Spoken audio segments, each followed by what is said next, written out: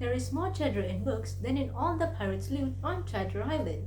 I'm sure many of you book lovers will agree with me on that. Bismillahirrahmanirrahim. Assalamualaikum warahmatullahi wabarakatuh. Today, I will be reviewing one of my favorite books I've read in all my years. But first, allow me to introduce myself. My name is ALEESYA BINTI ABDILAH from SMK SERI Tangkak, where I served as the school's librarian for 5 consecutive years since 2022 until now. Furthermore, I'm currently the Vice President for my extracurricular club.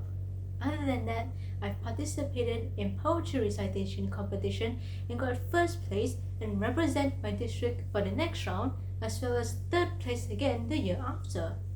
I also participated in a science innovation competition which me and my teammates got third place for.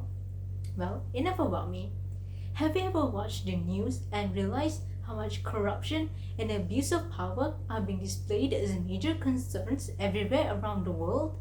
Much like how the story in the book which I'm going to explore will unfold. Before that, let me introduce you to some other books that I find worth reading. The first book is The Secret History by Donna Tartt, The Phantom of the Opera by Gaston Leroux, Dracula, written by Bram Stoker, and The Strange Case of Dr. Jekyll and Mr. Hyde by Robert Louis Stevenson. All animals are equal, but some animals are more equal than others. A sentence so simple yet so profound. Imagine that those who promise to fight for your freedom and equality are the very ones who end up controlling you. Ladies and gentlemen, this is George Orwell's Animal Farm, which is going to be the book of the day.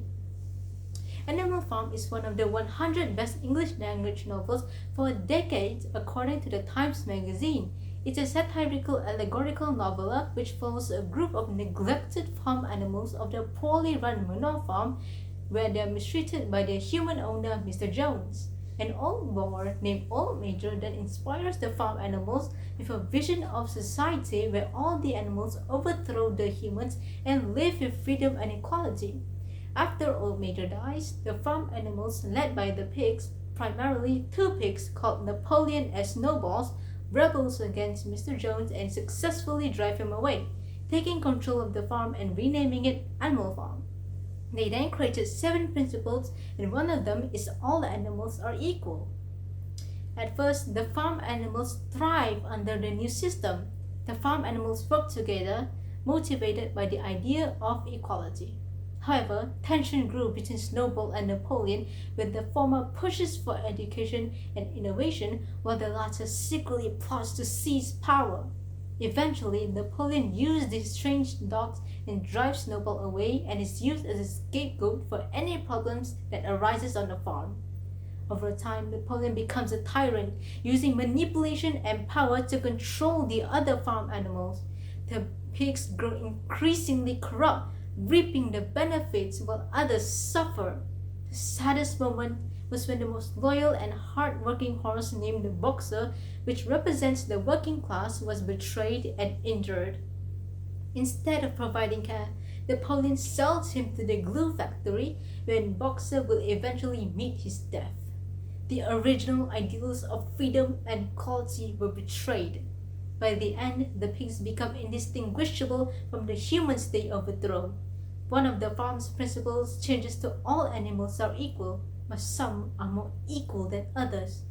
My favorite line from this book is, "The creature outside looked from pig to man, from man to pig, and from pig to man again, but already it was impossible to say which is which." Animal Farm is about the society we live in, about seeing the thin line between hope and corruption, and showing us what happens when greed takes root. Have you ever trusted someone only to see them twist the rules to serve themselves? That's exactly what Napoleon does. I love how the book touches on abuse of power and morality and explored it very well. So, if you haven't read it yet, pick it up, and I hope you have a good read. Thank you.